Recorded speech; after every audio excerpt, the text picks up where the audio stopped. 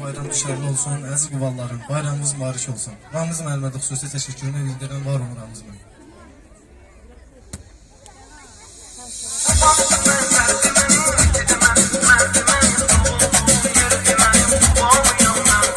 Merdonların diyarı Fetəli xan yadigarı, quvalların iftixarı, quval yaman.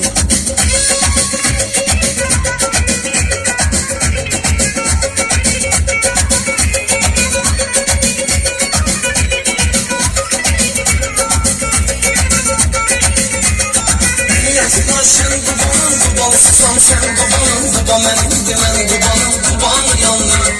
Çok sefalı təbiyyəti var, quval sevən minnəti var, millətinin qeyrəti var, quval yanım.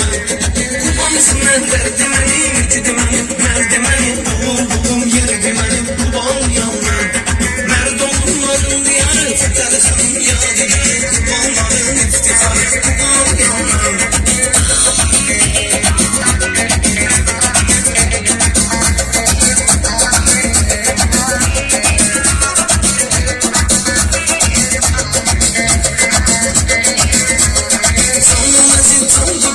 Sensizim oldu quval, cənnətimiz oldu quval, quval yanım. Haqqı deyim, doğru biri, məndə vətən oğlu biri, yurd yuvasına bağlı biri, quval yanım. Quvamızın mən dərdi mənim, icidi mənim, mərdi mənim, doğum yerdi mənim, quval yanım. Mərdoğulların diyarı, Fetəli xan yadigarı, quvalların iftixarı, quval yanım.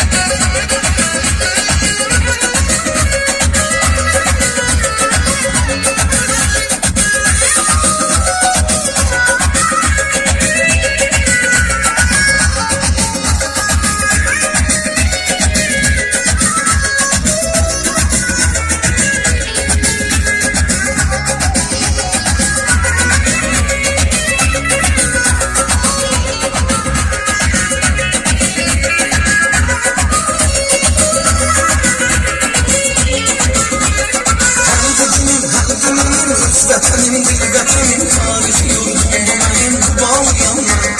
Gözəlliğini seyr edirəm, dərin fikirlərə gəlirəm, yürüyüb cəhd edirəm, quval yanım.